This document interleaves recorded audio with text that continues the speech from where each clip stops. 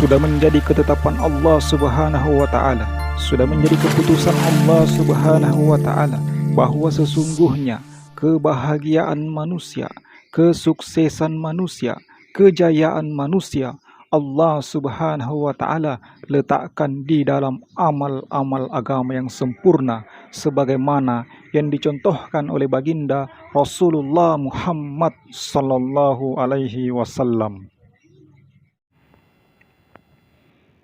Assalamualaikum warahmatullahi wabarakatuh. Alhamdulillahirrabbilalamin. Wassalatu wassalamu ala rasulil karim. Amma ba'd. Sahabat kaum muslimin rahimakumullah. Pagi ini kita kembali lagi ngobrol perkara iman. Kali ini kita akan berkisah.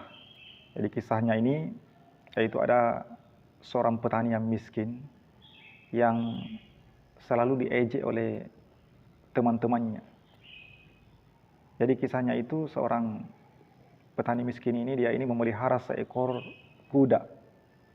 Karena dia sangat mencintai daripada kudanya. Namun suatu ketika ada seorang raja yang tertarik dengan kudanya ini, maka sang raja ini ingin membeli dengan harga yang sangat mahal. Namun karena si petani ini sayang dengan kudanya, maka dia tidak mau menjual. Akhirnya tidak jadi dijual. Maka berita ini sampai kepada teman-temannya, sehingga diejeklah sama teman-temannya. Kamu ini bodoh. Kamu ini kenapa tidak menjualnya padahal si raja ini mau membeli dengan harga yang sangat mahal. Kamu ini bodoh sekali. Maka si petani ini hanya bersabar saja, diejek-ejek sama temannya. Kemudian besoknya ternyata sahabat kudanya si petani ini hilang, entah kemana. Maka tambah diejek lagi sama teman-temannya. Nah, kamu ini bodoh sekali, apa saya bilang.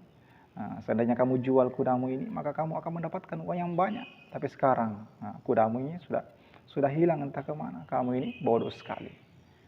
Nah, kamu ini rugi besar. Kenapa kamu tidak menjualnya? Hanya si petani ini hanya bersabar saja. Tapi apa yang terjadi? Besoknya lagi, ternyata kudanya si petani ini kembali dengan membawa 2 ekor kuda teman-temannya. Jadi kudanya ini menjadi 3 ekor. Karena ada temannya yang ikut pulang, kuda putih. Maka di situ tidak diejek lagi sama temannya, dia dipuji teman-temannya. Dikatakan teman-temannya, wah kamu ini beruntung sekali.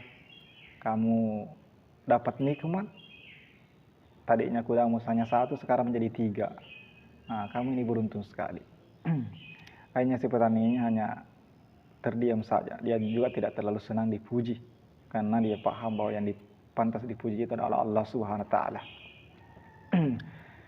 Singkat cerita, setelah si petani ini dia punya anak seorang laki-laki. Jadi anaknya ini setelah memandikan daripada kuda-kudanya ini, anaknya ini menaiki kuda, kemudian berlatih memanah. Saat berlatih memanah ini, anak-anak ini terjatuh. Si anak petani terjatuh dan kakinya patah. Maka teman-temannya mendengar berita itu, kemudian datang lagi kepada petani, diejek lagi. Wah ternyata kuda-kudamu ini membawa sial. Buktinya itu anakmu terjatuh dan patah kakinya. Ternyata kudamu ini membawa sial. Saya kira ini kudamu ini membawa keberuntungan, ternyata membawa sial. Kemudian keesokan harinya di kampung itu terjadi peperangan. Maka si raja ini memerintahkan semua pemuda-pemuda yang di kampung itu untuk ikut berperang. Maka semua pemuda-pemuda ini ikut berperang kecuali si pemuda yang anaknya si petani ini. Kenapa? Karena dia ini cacat. Dia ini cacat, kakinya patah kan. Habis naik kuda. Maka setelah terjadi peperangan itu, semua orang-orang tua si pemuda ini menangis, bersedih. Kenapa bersedih? Karena anaknya ini yang pergi berperang ini meninggal semua. Maka disitulah teman-temannya ini mengatakan kepada si petani, kamu ini beruntung sekali, anakmu masih hidup. Untung ya anakmu ini patah kakinya, cacat, sehingga tidak ikut berperang. Anak-anak kami ini semuanya meninggal semua karena ikut berperang. Sahabat kaum muslimin rahimakumullah. Apa hikmah yang bisa kita ambil daripada kisah ini? Bahwa apapun yang terjadi pada diri seseorang, janganlah kita langsung memvonisnya itu keburukan. Karena kita tidak tahu apa yang akan terjadi ke depan, bagaimana rencana-rencana Allah Subhanahu wa taala. Karena prasangka-prasangka yang kita ciptakan pada diri kita itu akan kembali kepada kita. Karena si teman-temannya ini selalu berprasangka buruk, maka keburukan-keburukanlah yang terjadi pada dirinya. Pada akhirnya keburukan-keburukan yang terjadi pada dirinya. Jadi dalam kehidupan dunia ini, hendaklah kita berprasangka baik, selalu berprasangka baik kepada Allah Subhanahu wa taala, bahwa apapun yang terjadi pada diri kita itu pasti rencana Allah itulah yang terbaik. Walaupun pada prosesnya itu bertentangan dengan hawa nafsu kita, akan tetapi kita harus meyakini bahwa itu pasti yang terbaik.